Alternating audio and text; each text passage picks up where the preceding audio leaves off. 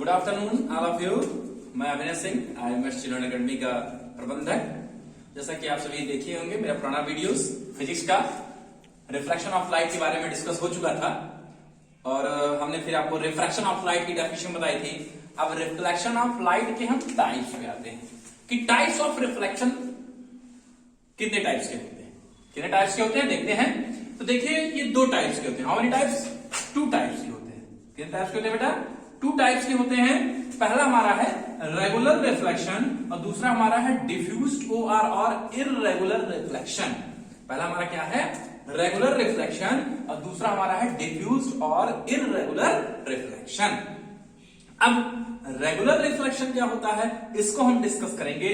मैं आपको इसको फिगर के थ्रू समझाने का प्रयास कर रहा हूं। ध्यान दीजिएगा कि मान लीजिए कि आपका कोई ये सरफेस है। क्या है ये? सरफेस है कोई। इस सरफेस पे कोई भी रे ऑफ लाइट ऐसे गिरी, रे ऑफ लाइट गिर रही है, ठीक, और गिरने के बाद वो सेम एंगल पे, जिस एंगल पे गिर रही है उसी सेम एंगल पे फिर क्या हो रही है? रिफ्लेक्ट हो रही है। देखिए आप, सेम एंगल पे क्या हो रही है?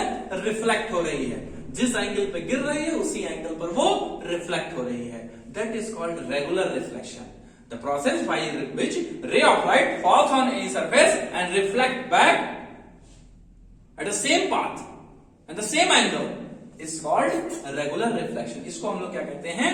रेगुलर रिफ्लेक्शन कहते हैं। इसी का हम ठीक उल्टा करते हैं कि अगर हम कोई रे ऑफ लाइट देखते हैं गिर रहा है और गिरने के बाद वो किसी भी एंगल से वापस चली जाए, जैसे ये देखिए आप देख रहे हैं ना कि यहां पर रे ऑफ लाइट गिर जरूर रही है लेकिन जाने की उसकी कोई एंगल नहीं है, जाने की कोई एंगल नहीं है।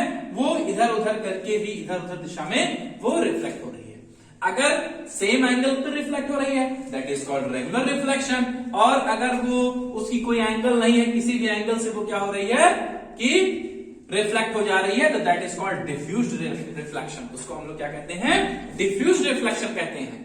तो देखिए रिफ्लेक्शन हमारे कितने टाइप्स के हो गए? दो टाइप्स के। कौन कौन सा? पहला हमारा रेगुलर रिफ्लेक्शन और दूसरा हमारा डिफ्यूज्ड या फिर उसी को हम लोग कहते हैं इररेगुलर रिफ्लेक्शन। यहां पर मैंने इसको फिगर के थ्रू समझाया कि the ray of light which falls on any surface and reflect at the same angle is called regular reflection, and the ray of light which falls on any surface and reflect no decided any angles, कोई angles का decide नहीं, किसी भी angle को वो क्या हो रहे हैं? रिफ्लेक्ट हो जा रहे हैं। तो उसको हम लोग कहते हैं डिफ्यूज या फिर इररेगुलर रिफ्लेक्शन कहते हैं। तो यहां पर ये बात हो गई किसकी? टाइप्स ऑफ रिफ्लेक्शन की बात हो गई कि दो टाइप्स के होते हैं। पहला हमारा क्या होता है? रेगुलर रिफ्लेक्शन और दूसरा हमारा होता है डिफ्यूज या फिर इररेगुलर रिफ्लेक्शन।